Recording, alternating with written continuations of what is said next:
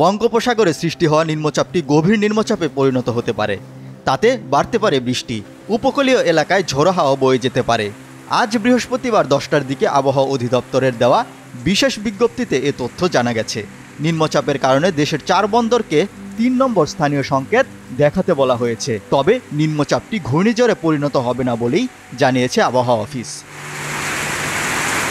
বঙ্গোপসাগরের সুস্পষ্ট লঘুচাপটি আজ ভোরের দিকে নিম্নচাপে পরিণত হয়েছে।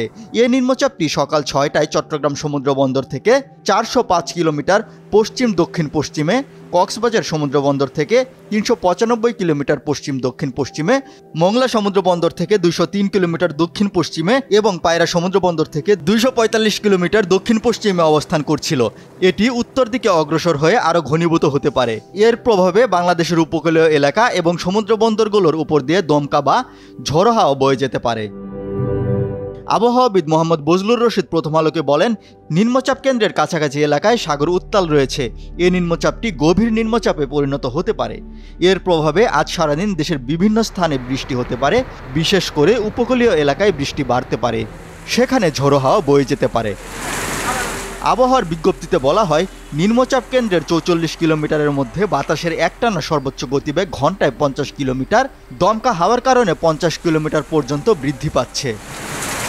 বিজ্ঞপ্তিতে আরও বলা হয়, নিম্নচাপের কারণে চট্টগ্রাম, কক্সবাজার, মংলা ও পায়রা সমুদ্র বন্দরকে 3 নম্বর স্থানীয় সতর্ক সংকেত দেখিয়ে যেতে বলা হয়েছে। উত্তর বঙ্গোপসাগরে অবস্থানরত সব মাছ ধরার নৌকা ও ট্রলারকে দ্রুত নিরাপদ আশ্রয়ে যেতে এবং পরবর্তী নির্দেশ না দেওয়া পর্যন্ত নিরাপদ আশ্রয়ে থাকতে বলা হয়েছে।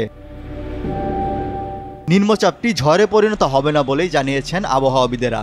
এ প্রসঙ্গে জ্যেষ্ঠ আবহাওয়াবিদ বজলুর রশিদ বলেছিলেন, গভীর নিম্নচাপ হওয়ার পর এই নিম্নচাপের ঘূর্ণিঝড়ে পরিণত হওয়ার আশঙ্কা নেই। তবে এর ফলে প্রচুর বৃষ্টি হতে পারে। ইতিমধ্যেই তা শুরু হয়েছে। আগামীকালও বৃষ্টি হতে পারে।